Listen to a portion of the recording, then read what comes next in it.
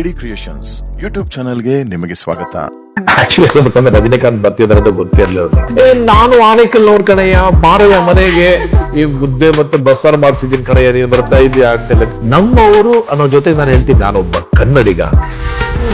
ಕುವೆಂಪು ಅವರು ಜೀವಂತವಾಗಿರ್ಬೇಕಾದ್ರೆ ಅವರ ಒಂದು ಜ್ಞಾನಪೀಠ ಪ್ರಶಸ್ತಿ ಪಡೆದಂತಹ ಕೃತಿ ರಾಮಾಯಣ ದರ್ಶನ. ಆ ಕೃತಿಗೆ ಅವರ ಸಮ್ಮುಖದಲ್ಲಿ ನಾನು ನೃತ್ಯವನ್ನು ಮಾಡಿದೆ. ಜನಗಳಿಗೆ ನಾವು ಬಂದಂತಹ ಒಂದು ಸಂಸ್ಕೃತಿ ಏನು ಅಂತ ಗೊತ್ತಾಗುತ್ತೆ. ಕನ್ನಡ ಅಂತಕ್ಕಂಥದ್ದು ನನ್ನ ರಕ್ತದ ಕಣಕಣದಲ್ಲಿದೆ ಅಂತ ಹೇಳಿ ನಾನು ಭಾಷೆ ಒಂದು ಮಾಧ್ಯಮ ಮಾತ್ರ. ಕನ್ನಡಕ್ಕೆ ನೀವು ದಯವಿಟ್ಟು ಸಹಕಾರ ಕೊಡಿ, ಭಾಷೆಗೆ ಸಂಸ್ಕಾರ ಕೊಡಿ. ದಯವಿಟ್ಟು ಕನ್ನಡ ಶಾಲೆಗಳನ್ನ ಮುಚ್ಚಬೇಡಿ. ನನ್ನ ಹೆಸರು ಜೊತೆಗೆ ಕರ್ನಾಟಕ ಕಲಾಶ್ರೀ ಡಾಕ್ಟರ್ ಸೈಯದ್ ಪಾಷಾ ಠಾಕೂರ್. ನನಗೆ ಗೊತ್ತಿಲ್ಲ ಎಷ್ಟು ಲುಕ್ಕ ಓಡರ್ ಕಾಡ್ಕೊಂಡು ಬಂದ್ರೆ ಇದೆ. ಭಗವದ್ಗೀತೆ ಆನ್ ವೀಲ್ ಚೇರ್ 7 ಭಾಷೆಗಳು. ವಿಶೇಷ ಚೇತನರಾಗಿದ್ರೆ ನೃತ್ಯವನ್ನ ಮಾಡಬಾರ್ದು ಅಂತಾನೆ ಹೇಳಿದೆ ಎಷ್ಟು ವರ್ಷ. ಸೊ ಫೈನಲಿ ನಾನು 480 ಪೇಜು 2 ವಾಲ್ಯೂಮ್ನ ನಾಟ್ಯಶಾಸ್ತ್ರ ಅನುವಿಲ್ ಅಂತ ಹೇಳಿ ಶಾಸ್ತ್ರವನ್ನ ಬರೆದೆ. If you born poor it's not your mistake. Sir, ನೀವು ಸಾಕಷ್ಟು ಕಾರ್ಯಕ್ರಮಗಳನ್ನ ಕೊಟ್ಟಿರ್ತೀರ, ಆದರೆ ಸೂಪರ್ ಸ್ಟಾರ್ ರಜನಿಕಾಂತ್ ಅವ್ರ ಮುಂದೆ ಕೂಡ ಕಾರ್ಯಕ್ರಮವನ್ನು ಕೊಟ್ಟಿದ್ದೀರಾ. ಆ ಸಂದರ್ಭ ಹೇಗಿತ್ತು? ಅದೊಂದು ಮರೆಯಲಾಗದ ಘಟನೆ ಅಂತ ಹೇಳಬೇಕು. ಯಾಕಂದರೆ ನನಗೆ international film festival of India closing ceremony, the 56th international film festival ಗೋವಾದಲ್ಲಿ ಆಯಿತು. ಅದನ್ನು ಮಾಡಬೇಕು ಅಂತ ಕರೆದಾಗ ನನಗೆ ತುಂಬ ಸಂತೋಷ ಆಯಿತು. ಆ್ಯಕ್ಚುಲಿ ಹೇಳ್ಬೇಕಂದ್ರೆ ರಜನಿಕಾಂತ್ ಬರ್ತಿದ್ದಾರೆ ಅಂತ ಗೊತ್ತಿರಲಿಲ್ಲ ನನಗೆ.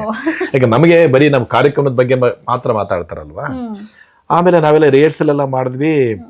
ಆಮೇಲೆ ಎಲ್ಲೋ ಕೇಳಲ್ಪಟ್ಟೆ, ನಾಳೆ ರಜನಿಕಾಂತ್ ಬರ್ತಿದ್ದಾರೆ, ರಿಷಬ್ ಶೆಟ್ಟಿ ಬರ್ತಿದ್ದಾರೆ. ನಾನು ಹೌದಾ ಅಂತ ಹೇಳ್ಬಿಟ್ಟು ನಾನು ಸ್ವಲ್ಪ ಕೇಳಿ ಸ್ವಲ್ಪ ಒಂಥರ ನಿಜವಾಗ್ಲೂ ಬರ್ತಿದ್ದಾರಾ ಅಂತ ಹೇಳಿ ಒಂದು ಇದಿತ್ತು.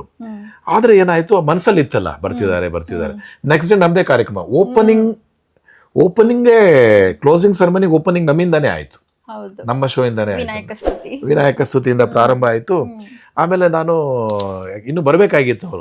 ನಾವು ನೋಡ್ಕೊಂಡು ಹೋದ್ರೆ ಸೀಟ್ಗಳಲ್ಲಿ ರಜನಿಕಾಂತ್, ರಿಷಬ್ ಶೆಟ್ಟಿ, ರಣಬೀರ್ ಸಿಂಗು, ಆಮೇಲೆ ರಮೇಶ್ ಸಿಪ್ಪಿ, ಎಲ್ಲ ದೊಡ್ಡ ಶೇಖರ್ ಕಪೂರ್, ಬ್ಯಾಂಡಿಟ್ ಕ್ವೀನ್ ಡೈರೆಕ್ಟ್ರು, ಎಲ್ಲ ಹೆಸರುಗಳು. ಐ ವಾಸ್ ಲೈಕ್ ಮೈಯೆಲ್ಲ ಜುಮ್ ಅಂತ, ಏನಪ್ಪ ಇಷ್ಟು ದೊಡ್ಡ ಆಕ್ಟರ್ಗಳು, ಡೈರೆಕ್ಟರ್ಗಳು ಎಲ್ಲ ಬರ್ತಿದ್ದಾರೆ ಅಂತೇಳಿ.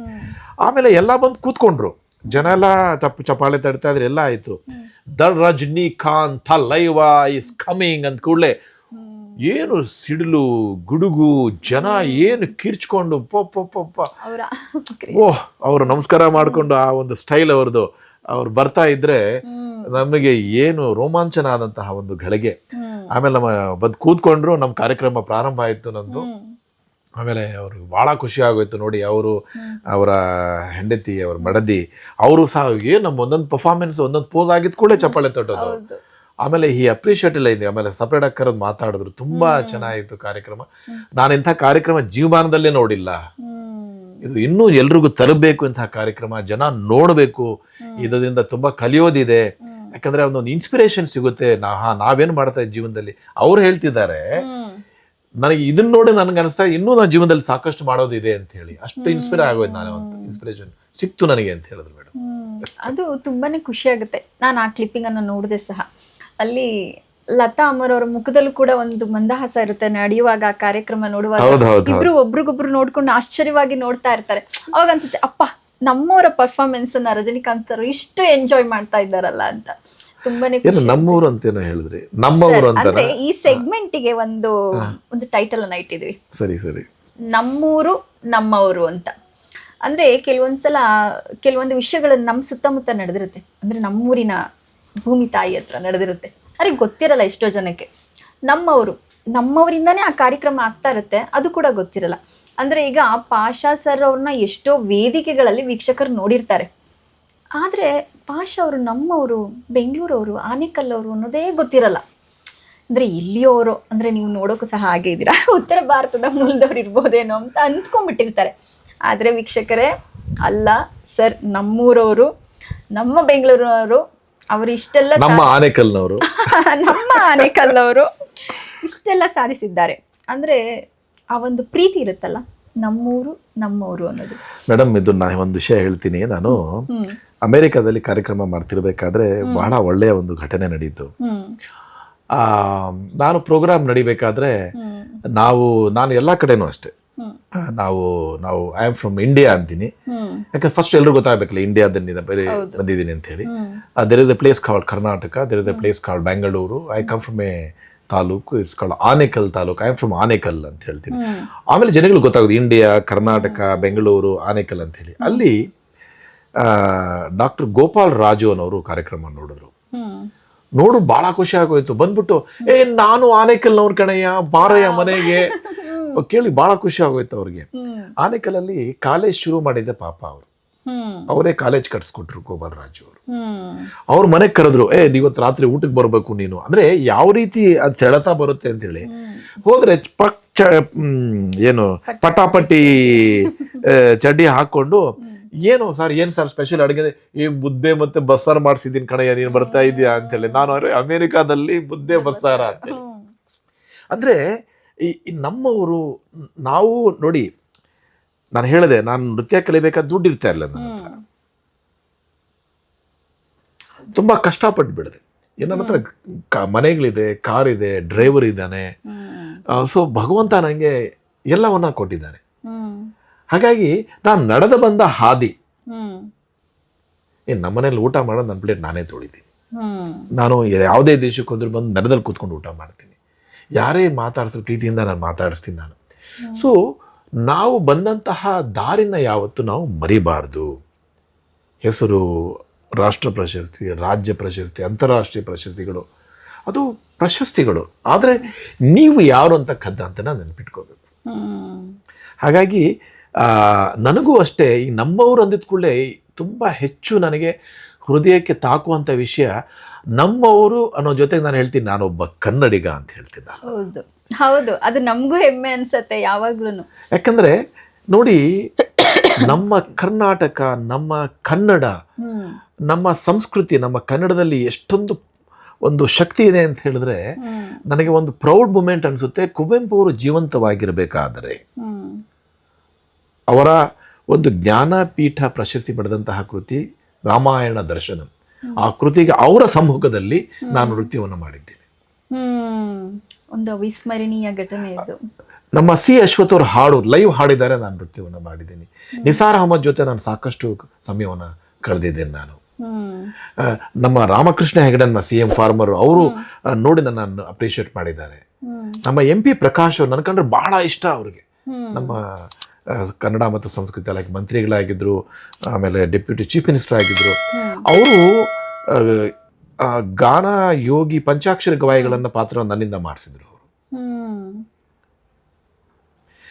ಯಾಕೆ ಹೇಳ್ತಾ ಇದ್ದೀನಿ ಅಂತ ಹೇಳಿದ್ರೆ, ರನ್ನ, ಚಿನ್ನ, ಪೊನ್ನ, ಅಮೋಘ ವರ್ಷ, ರಾಘವಂಕ, ನಮ್ಮ ಕವಿಗಳು, ನಮ್ಮ ಸಾಹಿತ್ಯ, ನಮ್ಮ ನುಡಿ, ಎಲ್ಲಿ ಹೋದ್ರು ನಾನು ಇದನ್ನ ತುಂಬಾ ಧೈರ್ಯವಾಗಿ, ತುಂಬಾ ಹೆಮ್ಮೆಯಿಂದ ನಾನು ನೋಡಿ. ಅವ್ರಿಗೆ ಗೊತ್ತಿರಲ್ಲ.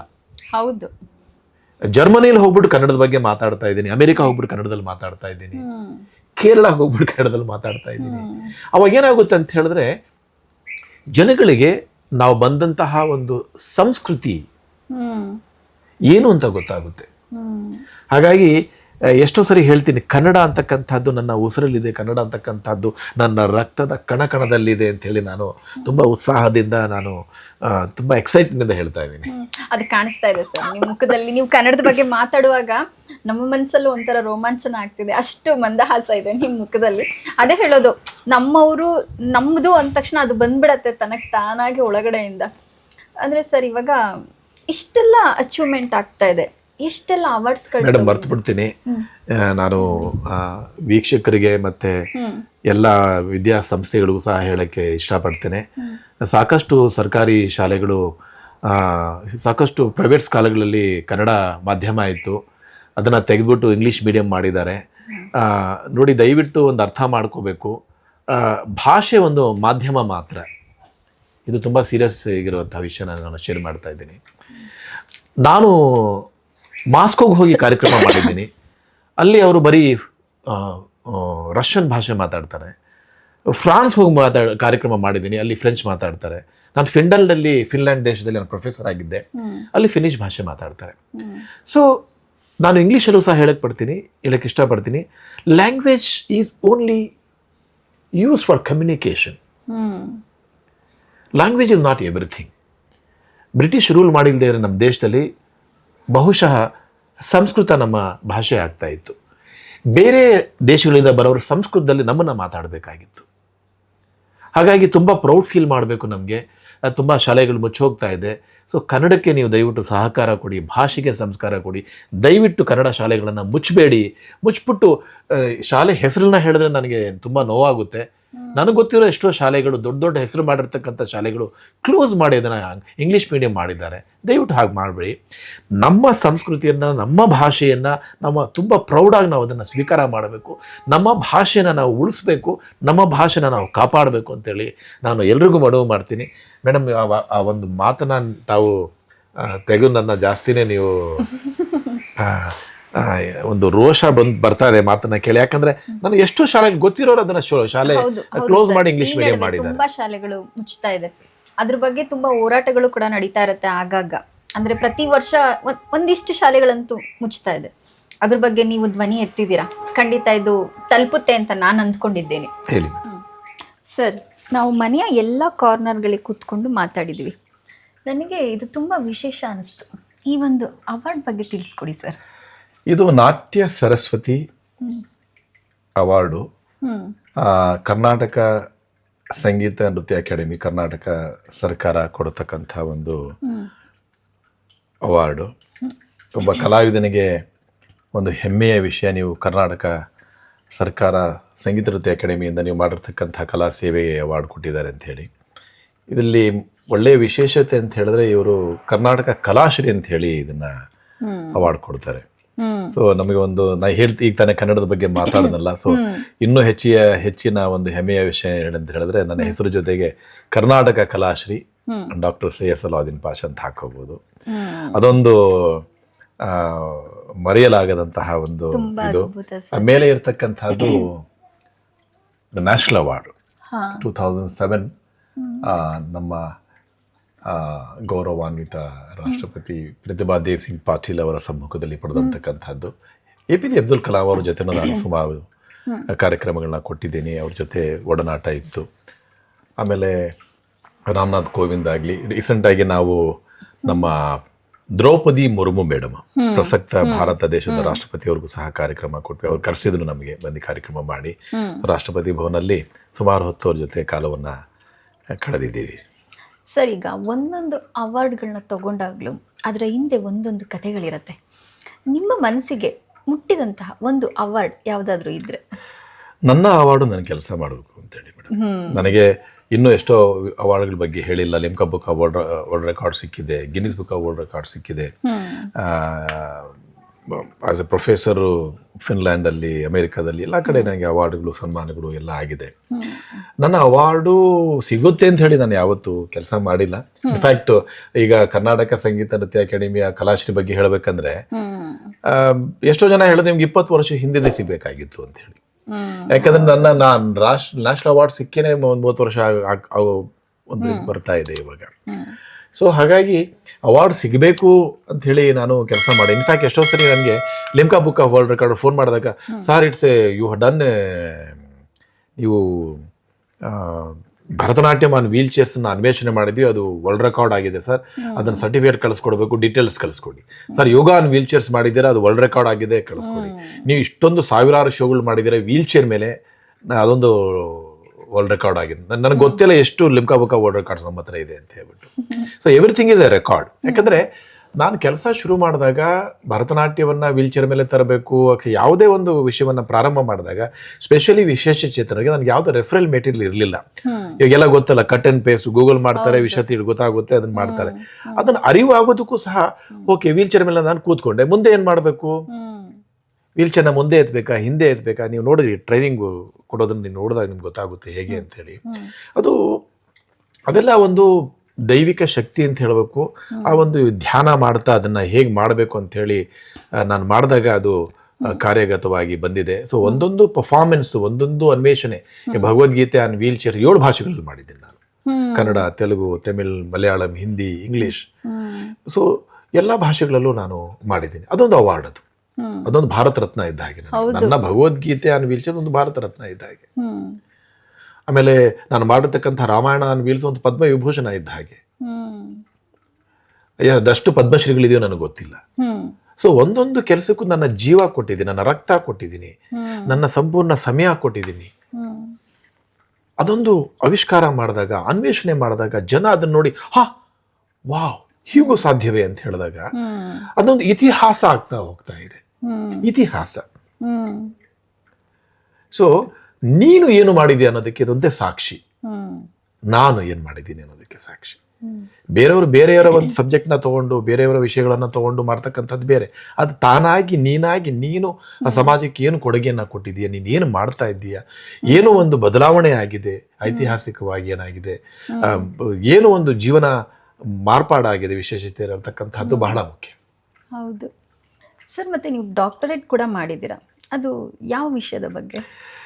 ನೋಡಿ, ಇದೊಂದು ಬಹಳ ನೋವಿನ ವಿಷಯ ಅಂತಲೇ ಹೇಳಬೇಕು. ಯಾಕಂದ್ರೆ ನಾನು ಈಗ ತಾನೇ ಹೇಳಿದೆ ರೆಫರಲ್ ಮೆಟೀರಿಯಲ್ ಅಂತ ಹೇಳಿ, ನಾನು ನಾಟ್ಯಶಾಸ್ತ್ರವನ್ನ ಓದಿ ನನಗೇನಾದ್ರೂ ಮಾಹಿತಿ ಸಿಗುತ್ತಾ, ಇವರು ಡಾನ್ಸ್ ಮಾಡುವಂಥದ್ದು ಏನಾದ್ರು ಸಿಗುತ್ತಾ ವಿಶೇಷ ಚೇತನದಾಗ, ಸಿಗ್ಲಿಲ್ಲ. ಅಲ್ಲೂ ಸಹ ಹೇಳುತ್ತೆ ವಿಶೇಷ ಚೇತನರಾಗಿದ್ರೆ ನೃತ್ಯವನ್ನ ಮಾಡಬಾರ್ದು ಅಂತಾನೆ ಹೇಳಿದೆ ಎಷ್ಟೋ ಶ್ಲೋಕಗಳು.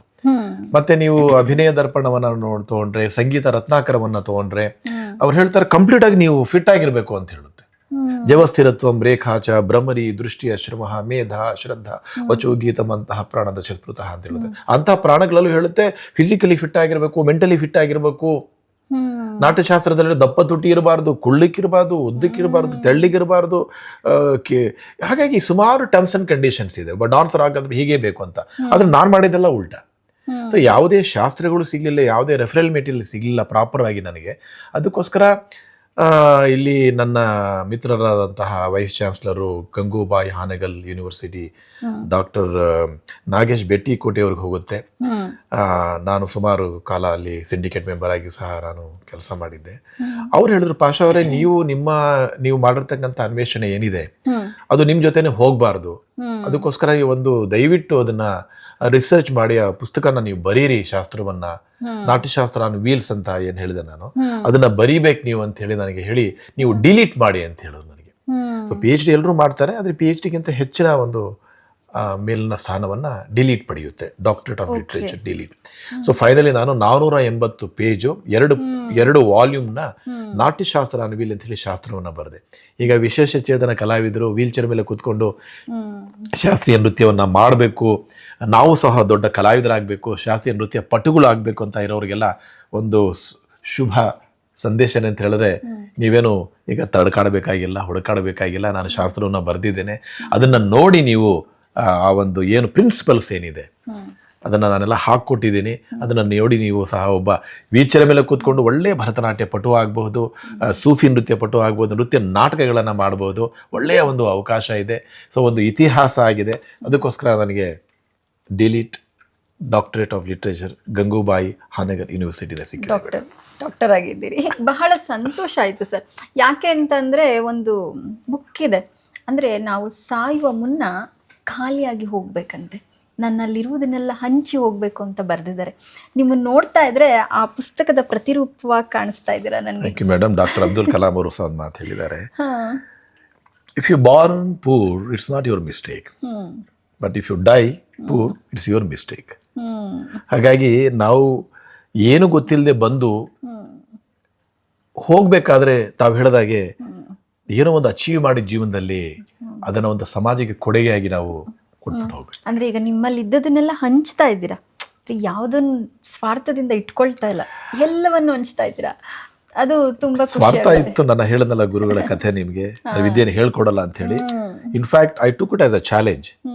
ನೀವು ಮುಸ್ಲಿಂ ಆಗಿ ಹೇಳ್ಕೊಡಲ್ಲ ಅಂದ್ರು. ನಾನು ದಶದಿಕ್ಪಾಲಕ ಸ್ತುತಿ ಆಗಿದ್ದ ಕೂಡಲೇ ನಾನು ಒಂದು ದೈವಿಕ ವಿದ್ಯೆ ನಾನು ಅನ್ವೇಷಣೆ ಆವಿಷ್ಕಾರ ಮಾಡಿ ರೂಪ ಕೊಟ್ಟಾಗ ನಾನು ಫಸ್ಟ್ ಕೆಲಸ ಮಾಡಿದ್ದು ಹೇಳ್ಕೊಟ್ಟಿದ್ದೆ ಕ್ರಿಶ್ಚಿಯನ್ಗೆ, ಆಮೇಲೆ ಒಂದು SC ST ಹುಡುಗನ್ಗೆ, ಆಮೇಲೆ ಮತ್ತೆ ಮುಸ್ಲಿಮ್ಗೆ. ನಾನು ಹೇಳಿದೆ ವಿದ್ಯೆ ಯಾರೊಪ್ಪನ ಸೊತ್ತು ಅಲ್ಲ, ವಿದ್ಯೆ ಎಲ್ರಿಗೂ ಸಿಗ್ಬೇಕು.